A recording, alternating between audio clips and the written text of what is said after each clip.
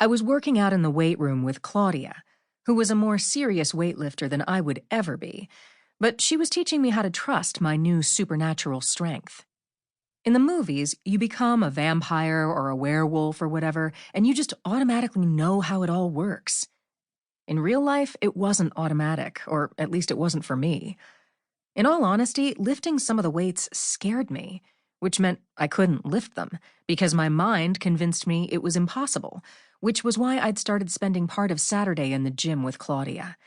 She was helping me work through my nerves, and had patiently explained that a lot of people had the same issues when they first became shapeshifters. I wasn't exactly a shapeshifter, but close enough. What were we talking about between lifting heavy objects? Men. You can take the human out of the girl, but you can't take the girl out of the wererat, or something like that. But Rafael is literally tall, dark, and handsome. His house is beautiful, and the pool is so nice I'm beginning to want one. He's polite, well-spoken, a gentleman. All that is true, Claudia said. So why doesn't he have more lady friends? Ask him, she said, and lay down on the weight bench and started to wrap her dark hands around a truly frightening amount of weight. She was 6 feet 6 inches tall and already had enough muscle visible around the sports bra and double shorts that I knew she could lift it. I'd seen her lift that much before, but it still sort of scared me for shoulder press. I'd owned cars that didn't weigh as much as she was about to lift on the specially reinforced bar.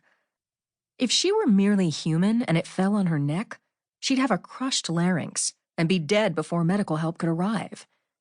If it landed on her chest, I might be able to call for help before she's suffocated from not being able to expand her chest enough to keep breathing, but I couldn't lift it off her. I could not spot her at these weights. I'd pointed that out to her, and she'd replied with, "This is the weight I'd be doing if you weren't here."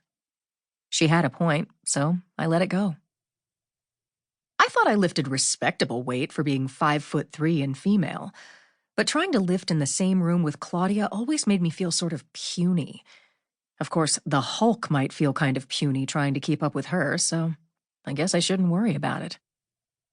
She got the weight clear of the bar, lowered it slowly and with perfect control. The only sign of strain was the way her muscles corded and the sound of her breath as she did a sharp exhale and pushed the bar upward again. I knew we were doing pyramid sets, so she'd be doing 3 to 5 reps on this last weight. But part of me just wanted her to put it back on the rack and be done. It wasn't that I thought she couldn't handle reps with it. I just wasn't sure my nerves could handle watching her do it. She did 5 reps, her muscles working smoothly, showing no effort except for her breath being a little more serious at the end.